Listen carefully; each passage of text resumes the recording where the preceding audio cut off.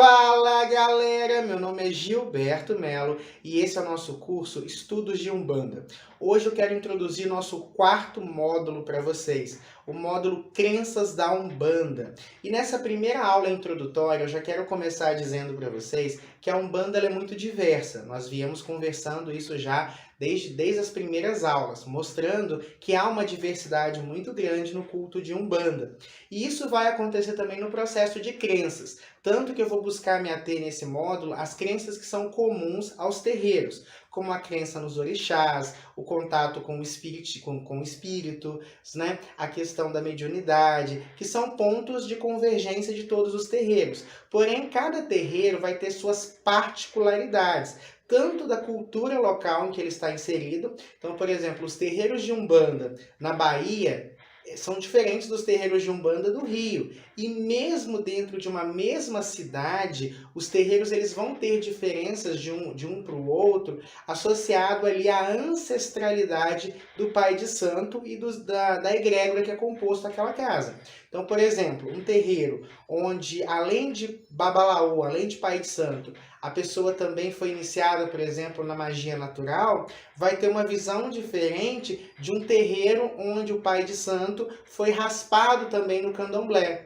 Ou ainda um terceiro pai de santo que não teve contato direto com o candomblé ou contato direto com a magia, mas somente se desenvolveu num terreiro tradicional de Umbanda, vai ter uma forma de trabalhar e uma visão particularmente diferente dos outros dois. Tá? Então a ancestralidade, por exemplo, se esse terreiro que você frequenta ou que você visita é um terreiro de muitas décadas, então ele se desenvolveu junto com a Umbanda, ou se é um terreiro novo que abriu agora, né, onde o pai de santo ou a mãe de santo se desenvolveu há pouco tempo, tudo isso vai gerar muita diferença na prática, tá? Não quer dizer que esse terreiro está errado, aquele terreiro está errado. A Umbanda não trabalha com isso.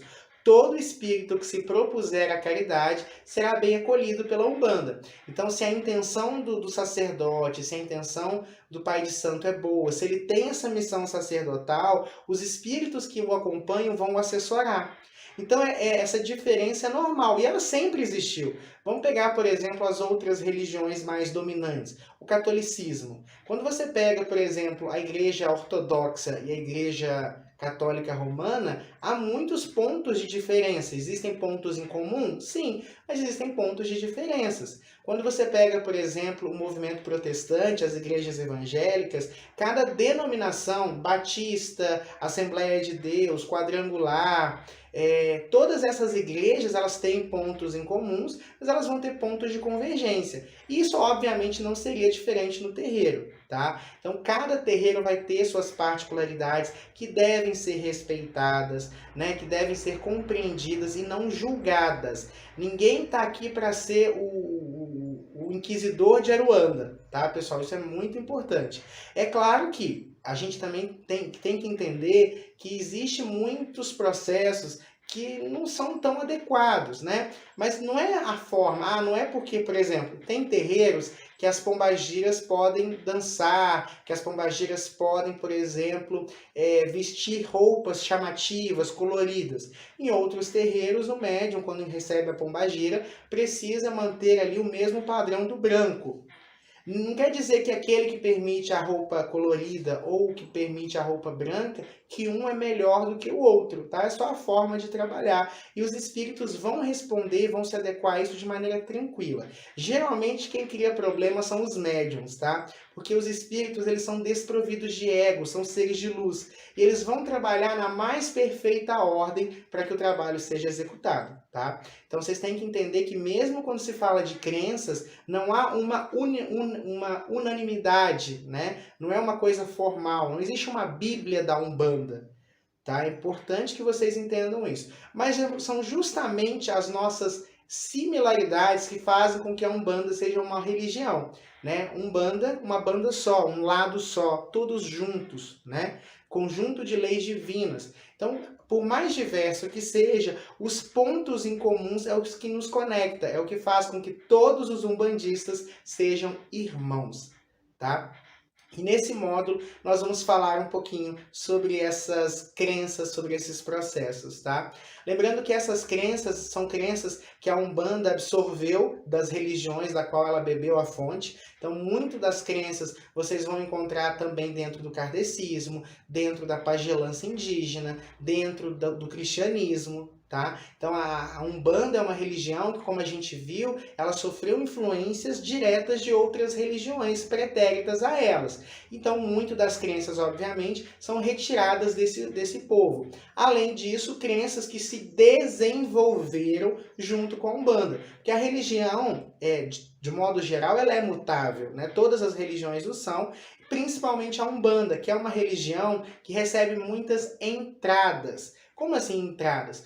O sistema, né, isso é muito interessante vocês entenderem, que quanto mais hermético é um processo, né, hermético é fechado, menos alterações eles têm. Ainda assim, ele vai ter alterações com o tempo e com a inserção de novos conceitos, de novas pessoas. Agora, a Umbanda é uma religião que ela já nasce com a disposição de acolher a todos, tanto no plano físico quanto no plano espiritual. Então é normal que essa religião ela vá mudando, ela vá ampliando. Por exemplo, se você pega literaturas falando do povo de esquerda, literaturas de 40, 50 anos atrás, a manifestação, a interpretação que se dava para esses espíritos são muito diferentes das interpretações que são dadas hoje. Hoje nós temos uma visão do povo de esquerda e a própria manifestação do povo de esquerda hoje é diferente da manifestação do povo de esquerda do passado, tá? Por quê? Os espíritos evoluíram, então aqueles espíritos que antes se manifestavam de um jeito, hoje evoluíram, se manifestam de outros. A própria compreensão dos mistérios de esquerda, a própria evolução natural. Então, é importante vocês entenderem que essas crenças elas são construídas e moldadas também. Pode ser que daqui a 10, 20 anos, algumas coisas tenham mudado, algumas percepções, algumas coisas tenham sido alteradas. E queira oxalá que isso aconteça, porque é nas mudanças que as coisas melhoram, tá? Não tenham medo de mudanças.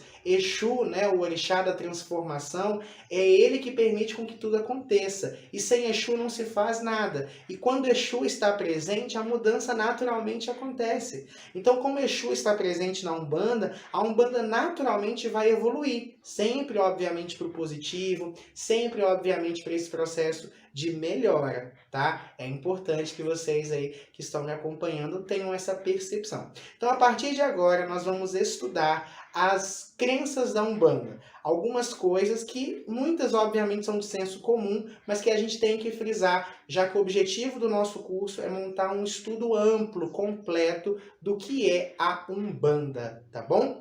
Então, pessoal, por hoje é só. Espero que vocês tenham gostado aí do nosso material, espero que vocês tenham gostado do nosso conteúdo. Desejo muita luz, muita paz, muito equilíbrio e eu vejo vocês no próximo encontro. Tchau, tchau!